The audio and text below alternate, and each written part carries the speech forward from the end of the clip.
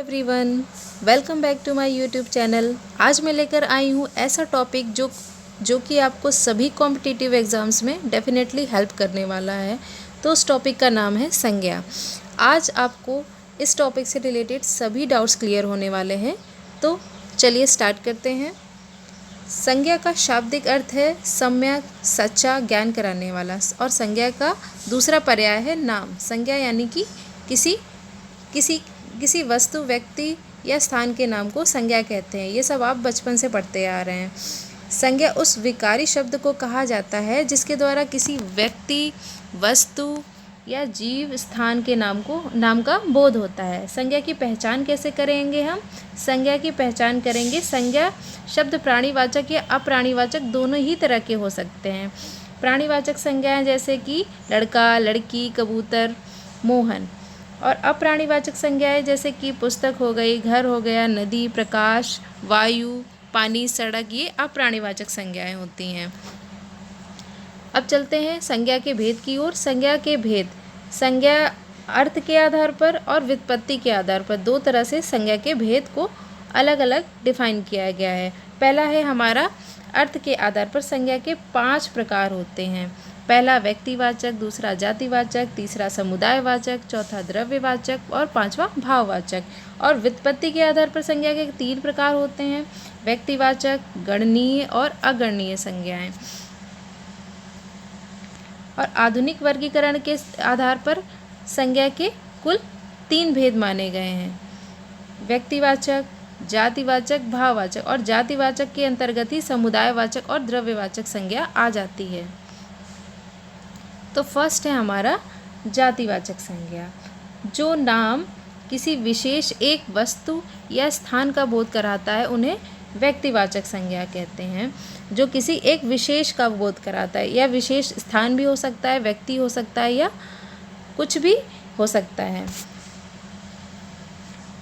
और इसके एग्जाम्पल है, जैसे व्यक्तियों के नाम हो गया, सुभाष चंद्र नाम हो गया किसी का नाम भरत हो गया, किसी का नाम सुनीता, सरदार पटेल, भगत सिंह हो गए, मदन हो गया, राजू हो गया आदि। और इसमें प्राणियों के नाम हो सकते हैं जैसे कि एरावत हाथी, कामधेनु गाय, चेतक घोड़ा।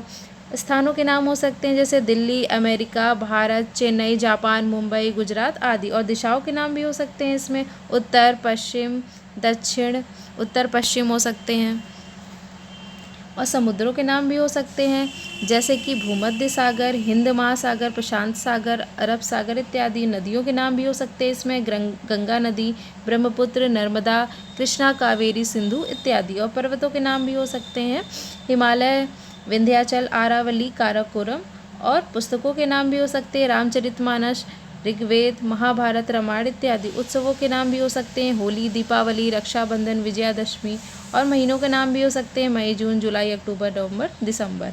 और दिनों के नाम भी हो सकते हैं मंगलवार, गुरुवार, शुक्रवार और शनिवार।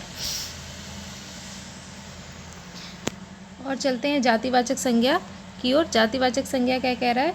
जो नाम किसी एक विशेष व्यक्ति, स्थान या वस्तु का ना होकर पूरी जाति का बोध करा। इसमें किसी का नाम नहीं, इसमें पूरी जाति का बोध होता है, उसे जातिवाचक संज्ञा कहते हैं। एग्जाम्पल के लिए दिया है, जैसे व्यक्ति हैं, व्यक्तियों में आ जाते हैं महिला, पुरुष, बच्चा, युवक, ये सभी व्यक्ति में आ जाते हैं। और वस्तुओं में जैसे कि मेज, कुर्सी, पुस्तक, ये सारी वस्तुएं होती हैं, ये पूरी जाति होती है इनकी। और स्थान में जैसे कि आ जाता है मैदान, छत, रेगिस्तान, जंगल, शहर, गांव इत्यादि। और पशु पक्षी में आ जाता है घोड़ा, कौवा, गाय, तोता, मोर इत्यादि। नेक्स्ट है हमारा भाववाचक संज्ञा।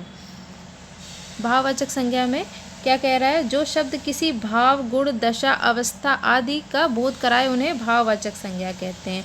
जिसको हम फील कर सकते हैं, देख नहीं सकते, उन्हें हम भाववाचक संज्ञा कहते हैं। जैसे प्रेम, क्रोध, दया, मिठास, इनको हम सिर्फ फील कर सकते हैं, देख नहीं सकते हैं, ये भाववाचक संज्ञाएं कहलाती हैं।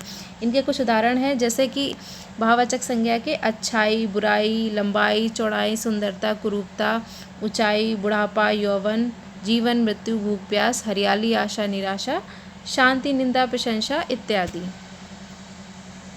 नेक्स्ट है हमारा समूहवाचक संज्ञा। समूहवाचक संज्ञा जिन शब्दों से हमें समूह का बोध होता है, जैसे कि मेला, दल, सभा, जनता, सरकार, प्रजाति, फौज, सेना, ब्रिगेड, मंडली, कमेटी, परिवार, कुटुंब, संघ, दल, गिरोह, झुंड। इन सभी से हमें एक समूह का बोध हो रहा है, किसी एक चीज़ का बोध नहीं हो रहा है, ये पूरे समूह का बोध करा रहा है, तो इसे हम समूहवाचक संज्ञा कहेंगे। कबीला हो गया, देश हो गया, राष्ट्र हो गया, ये सभी समूहवाचक संज्ञा की श्रेणी में आ जाते हैं। नेक्स्ट आया हमारा द्रव्यवाचक संज्ञा। द्रव्यवाचक संज्ञा जैसे कि इसमें द्रव में आ जाती हैं तीनों अवस्थाएं, ठोस, द्रव, गैस। जैसे तेल, दूध, पानी, ऑक्सीजन, हवा, लोहा, और धातुएं भी आ जाती हैं इसमें द्रव्यवाचक संज्ञा में, सोना, चांदी, लोहा, पीतल, तांबा इत्यादि। और अधातुएं भी आती हैं जैसे हमारी प्लास्टिक, एल्यूमिनियम, कोयला, अभ्रक, हीरा मोती इत्यादि। तो पांचों प्रकार की संज्ञाएं हमने पढ़ ली। तो चलिए हम कुछ क्वेश्चन आंसर कर लेते हैं कि हमने अभी तक क्या पढ़ा।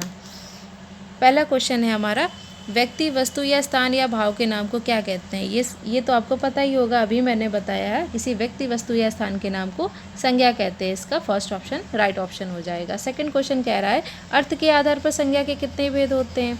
अर्थ के आधार पर संज्ञा के कितने भेद होते हैं? अभी मैंने आपको बताया संज्ञा के 5 भेद होते हैं अर्थ के आधार पर। नेक्स्ट क्वेश्चन कह रहा है, व्युत्पत्ति अथवा उत्पत्ति के आधार पर संज्ञा के कितने भेद होते हैं? तो अभी मैंने बताया आपको इसके कुल 3 भेद होते हैं, व्युत्पत्ति और उत्पत्ति के आधार पर। हमारा फर्स्ट ऑप्शन सही हो जाएगा।